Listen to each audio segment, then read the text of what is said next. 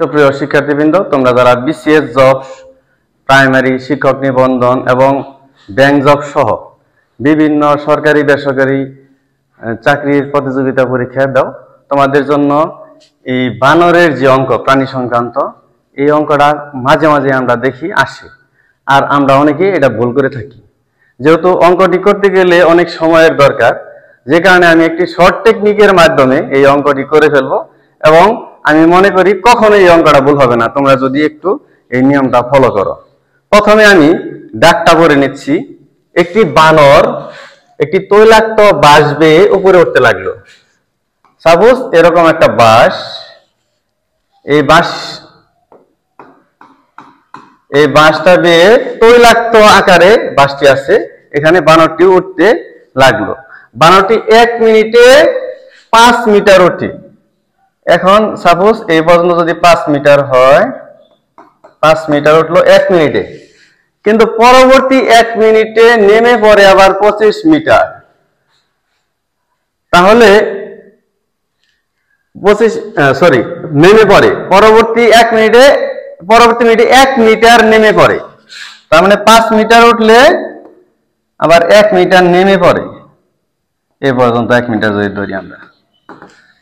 এখন এই বাঁশটি সর্বমোট 25 মিটার উঁচু। এর টোটাল উচ্চতা কত? 25 মিটার। খেয়াল করতে হবে, বাঁশটার উচ্চতা হলো 25 মিটার। 1 মিনিটে উঠে কত? 5 মিটার। আবার যেহেতু তৈলাক্ত বাঁশ, এজন্য নেমে পড়ে আবার 1 মিটার। এখন বলতেছে এই উঁচু 25 মিটার উঁচু বাঁশের মাথায় উঠতে বানরের কত সময় লাগবে? যেহেতু তৈলাক্ত উঠে আবার নেমে পড়ে, এজন্য সময়টা অবশ্যই বেশি লাগবে।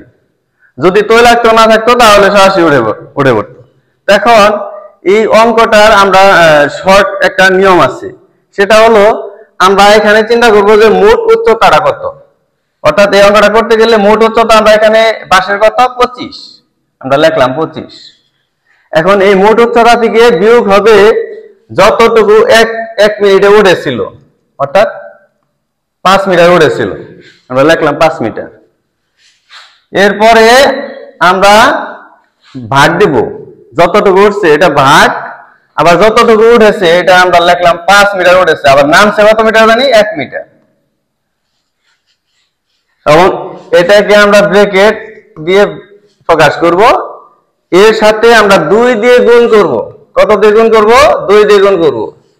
এটা আমরা বলতে পারি যে 2টা কিভাবে আসলো। এটা আসলে মনে রাখার জন্য একটা সহজ পদ্ধতি, যে আমরা যখন উঠবে আবার নামবে, এজন্য 2 দিয়ে গুণ হয়েছে। একবার উঠতেছে আবার নামতেছে, এজন্য 2 দিয়ে আমরা গুণ করব।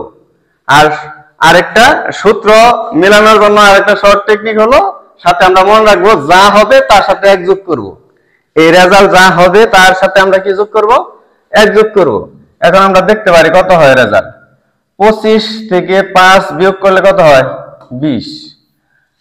নিচে আমরা খেয়াল করি 5 থেকে 1 বিয়োগ করলে হয় 4। ব্র্যাকেট গুণন 2 যোগ 1। তাহলে আমরা কত পাচ্ছি? 20 কে 4 দিয়ে ভাগ করলে হয় 5 ইন্টু গুণ আছে 2 যোগ 1, অর্থাৎ 5 দুগুণে কত? 10। 10 আর যোগ কত? 1, তাহলে কত হলো? এই 11।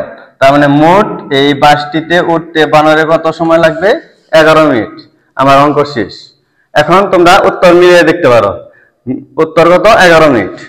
এর পরবর্তীতে তোমাদের আমি যে কাজটা দিব সেটা হলো, এই নিয়মে আরো 2টা অঙ্ক এখানে দেওয়া আছে। তোমরা দাগটা উঠিয়ে নিতে পারো এবং সেই সাথে তোমরা বাসায় চেষ্টা করবা, এবং পরবর্তী ক্লাসে তোমাদের যদি কোনো সমস্যা থাকে আমি অবশ্যই সলভ করে দিব। এরকম দাগটা তোমরা লিখে নিতে পারো। 2 নাম্বার, একটি বানর একটি তৈলাক্ত বাঁশ বেয়ে উঠতে লাগলো। বানরটি যদি 1 মিনিটে 4 মিটার ওঠে, আগে ছিল 5 মিটার উঠছিল, এবার 4 মিটার ওঠে এবং পরবর্তী মিনিটে 1 মিটার নামে কি। আর বাঁশটির উচ্চতা এখন শুধু কমাইয়া দিচ্ছে। বাঁশটির উচ্চতা কত? 16 মিটার। তাহলে উঁচু বাঁশের মাথায় উঠতে বানরের কত সময় লাগবে? আমি আশা করি বুঝতে পারছো। সবাইকে ধন্যবাদ। এবং আরেকটি অঙ্ক আছে 3 নম্বর, এটা তোমরা করে নিবে। একটি বানরটি তুলে প্রবাস দিয়ে উপরে উঠতে লাগলো। বানরটি যদি 1 মিনিটে 4 ফুট, এখানে কিন্তু মিটার না দিয়ে ফুট দিয়েছে, সমস্যা নাই, কোনো টেনশন করার কারণ নাই, কারণ ফুটের জায়গায় শুধু মানে আমরা সংখ্যা লিখবো, একক দেখার টাইম নাই। 4 ফুট এবং পরবর্তীতে 1 মিনিটে 3 ফুটই নামে, সমস্যা নাই। আমরা 4 সংখ্যা ওই একই, উচ্চতা দিচ্ছে আবার গজ, যেহেতু ফুট দিচ্ছে ফুটের সাথে গজ মিলিয়ে দিচ্ছে, আমাদের টেনশন নাই। অতএব এই একই ভাবে আমরা এই পরবর্তী 2টি অঙ্ক করব এবং পরবর্তী ক্লাসে তোমাদের সাথে আমরা শেয়ার করব কার কি সমস্যা। সবাইকে ধন্যবাদ। আসসালামু আলাইকুম।